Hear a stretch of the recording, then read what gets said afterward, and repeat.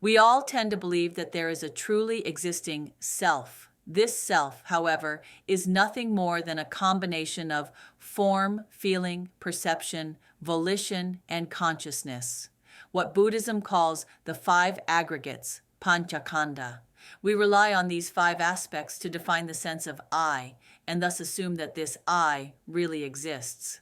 So what are these five aggregates? Form refers to the physical body and all material phenomena, bones, organs, blood, breath, warmth.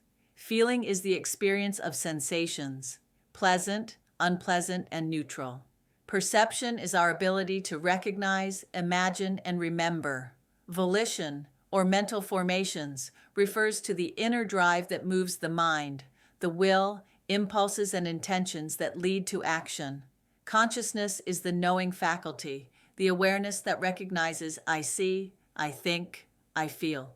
Ordinarily, we identify one or more of these as me. Some people think this body is me.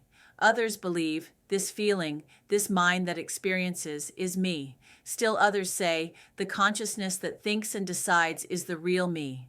All of these seem reasonable, but according to the Buddha, they arise from a fundamental illusion. Here is the reasoning behind it. In Buddhism, for something to be considered truly existent, it must be unchanging, constant, and eternal. If it changes or disappears, it is not ultimately real. It is merely a temporary combination of causes and conditions. Now let's look carefully. Which of these five is unchanging?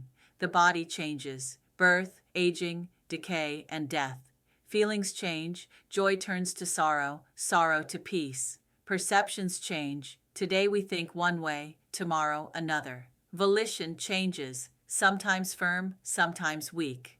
Consciousness changes, now clear, now dull. Since all five are impermanent, the self that depends on them cannot be truly real. Logically speaking, what we call I does not meet the definition of something real and permanent. It is merely a temporary appearance, formed by the gathering of conditions. In other words, our body and mind are the result of causes and conditions. Because of past karma and present circumstances, this life and this body have come together. When these conditions disperse, when death arrives, this self naturally ceases to exist.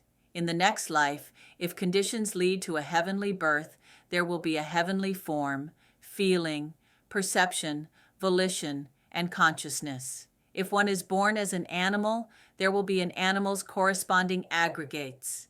Each form of life has its own body and mind, its own patterns of thought, all dependent on conditions, none inherently you.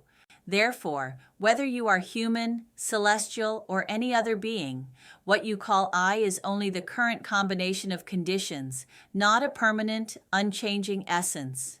Understanding this is the first step in loosening the grip of self-view. When we mistake this conditioned, impermanent self for something permanent, our entire worldview becomes distorted, and from that delusion, all suffering begins.